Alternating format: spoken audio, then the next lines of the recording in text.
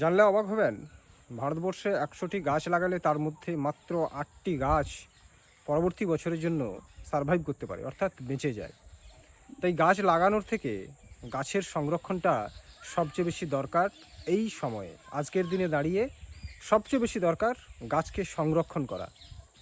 আজকে 5 জুন 2026 বিশ্ব পরিবেশ দিবস।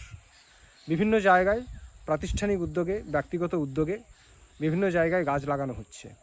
কিন্তু দুঃখের বিষয়, কী গাছ লাগাচ্ছেন বা কোথায় লাগাচ্ছেন, সেই গাছটি সংরক্ষিতভাবে বা সংরক্ষণ করা যাবে কি না, সেই বিষয়ে কিন্তু কারোর ভ্রুক্ষেপ নেই। আমার যেটা অভিজ্ঞতা, সেই অভিজ্ঞতা থেকে বলছি যে গাছ লাগানোর থেকে গাছকে সংরক্ষণ করা ভীষণ প্রয়োজন। আজকে 5 জুন পরিবেশ দিবসে দাঁড়িয়ে আমিও কিছু স্থানীয়ভাবে হারিয়ে যাওয়া গাছের বীজ কিছু কিছু জায়গায়, নির্দিষ্ট জায়গায় ছড়িয়ে দিয়েছি।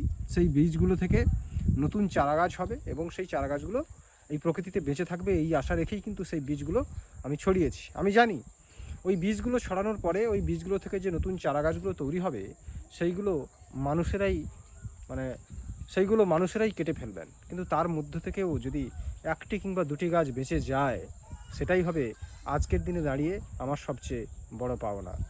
বিশ্ব পরিবেশ দিবস আজকের দিন শুধু নয়, পৃথিবীতে আমি যতদিন বাঁচব প্রত্যেকটি দিন আমার কাছে বিশ্ব পরিবেশ দিবস।